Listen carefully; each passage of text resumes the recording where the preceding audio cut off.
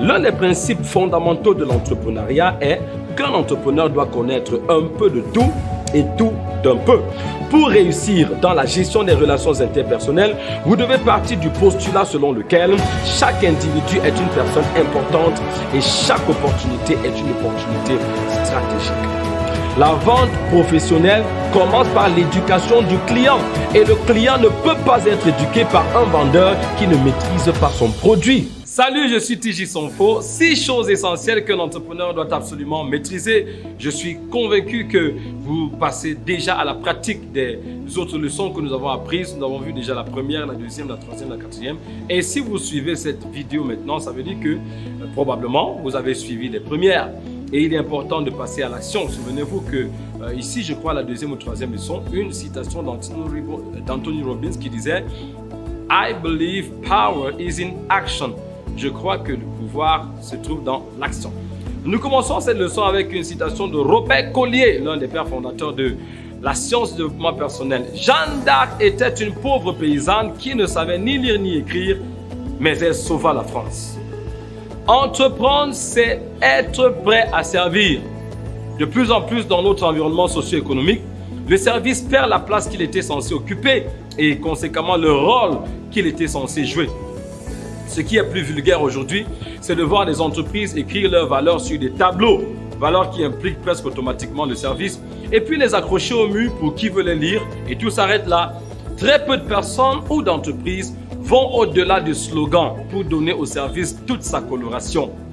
La question qui constituera l'ossature de notre discussion dans cette leçon est très particulière, et elle est « Comment développer la maîtrise du pouvoir du service ?» Voici ici présentées 3 étapes dynamiques et incontournables qui pourront changer votre philosophie du service et par ricochet vos résultats à tous les niveaux. Première étape, faites du service de qualité une culture personnelle.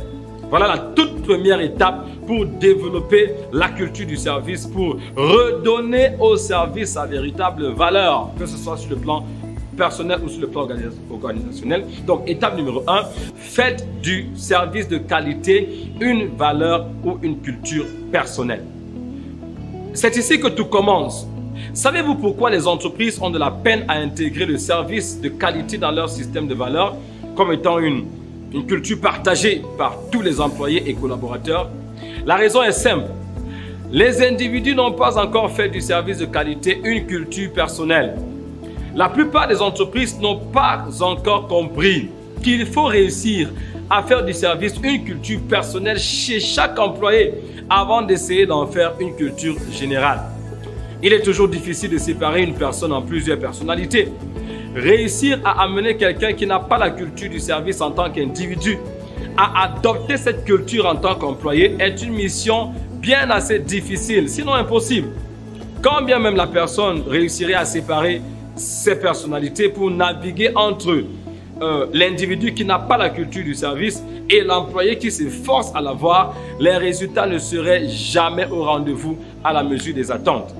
Donc c'est d'ici que tout part. Pour maîtriser le pouvoir du service, il faut commencer par faire du service de qualité une culture personnelle. Ceci a 3 avantages majeurs. Premier avantage, l'augmentation de votre degré d'épanouissement. Deuxième avantage, la facilitation de sa transmission à d'autres personnes. Et le troisième avantage, c'est la facilitation de l'accès à la deuxième étape qui est justement faites du service de qualité une culture professionnelle. La deuxième étape dans le processus de maîtrise du pouvoir du service, c'est de faire du service de qualité une culture professionnelle. Quel que soit votre domaine d'activité, si vous désirez vivement maîtriser le pouvoir du service, vous devez faire du service une culture professionnelle, du service de qualité bien sûr. Souvenez-vous que la première étape consistait à faire du service de qualité une culture personnelle, donc l'adopter en tant qu'individu. Ici, il ne s'agit plus seulement de l'adopter en tant qu'individu, mais aussi de l'adopter en tant qu'employé ou collaborateur. Il y a une différence entre les deux. Le constat est que dans la plupart des services publics, le service de qualité affilié à l'anglaise, que ce soit dans les institutions administratives, les institutions académiques, les institutions médicales ou sanitaires, les marchés et même dans les services apparemment les plus organisés tels que les institutions financières, banques, microfinances et autres, servir de manière professionnelle et surtout désintéressée devient de plus en plus rarissime. De ce fait, celui qui décide de faire du service de qualité une culture professionnelle se démarquera presque automatiquement des autres et produira un niveau supérieur de résultats dans son domaine. De cette manière, il finira par maîtriser le pouvoir du service. Souvenez-vous que vous pouvez être employé avec une mentalité d'entrepreneur. Faire du service de qualité une culture professionnelle a également 3 avantages majeurs. Premier avantage, la satisfaction des personnes qui reçoivent vos services. Vous savez, tout le monde aime être bien servi. Deuxième avantage, la gratitude des personnes qui reçoivent vos services. Même s'il est vrai que tout le monde n'exprime pas sa gratitude lorsqu'il est bien servi, vous recevrez toujours la gratitude de quelques-unes des personnes à qui vous avez rendu un service de qualité. Troisième avantage, la recommandation des personnes qui reçoivent vos services. Lorsqu'une personne est bien servie et est satisfaite, elle exprime sa gratitude et généralement elle le fait par une recommandation. C'est ce que j'appelle le trinôme SGR du service. Satisfaction, gratitude, recommandation. C'est un trinôme imbattable. Lorsque le service est rendu et qu'il est bien rendu, on parle ici du service de qualité, alors vous devenez bénéficiaire de ce trinôme SGR. Satisfaction, gratitude, recommandation. Troisième étape, faites du service de qualité une culture organisationnelle.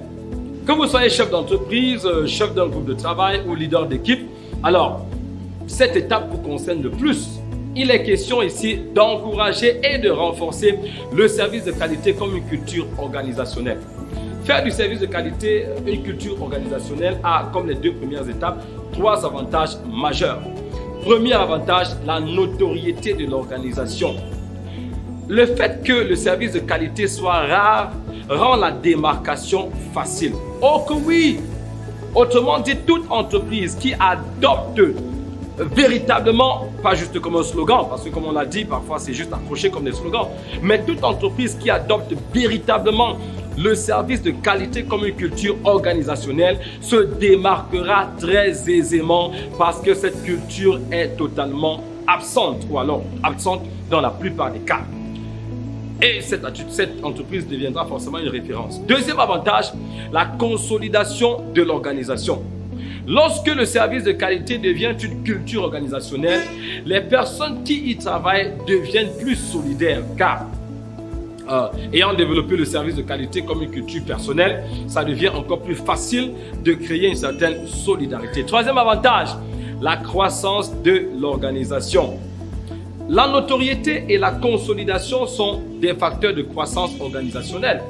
Voilà, lorsqu'une entreprise devient notoire et lorsqu'elle est consolidée, c'est-à-dire que les employés, le staff, les senior staff, les junior staff, toute cette chaîne-là, c'est des chaînes de personnes qui ont une certaine consolidation.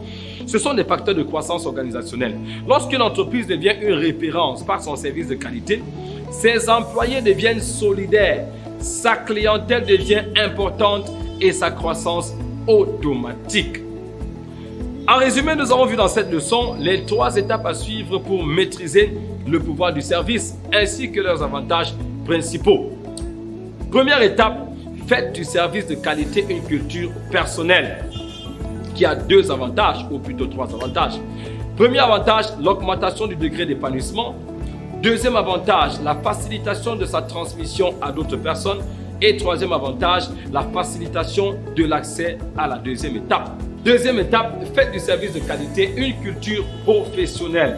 Et ceci également a 3 avantages. Premier avantage, la satisfaction des personnes qui reçoivent vos services.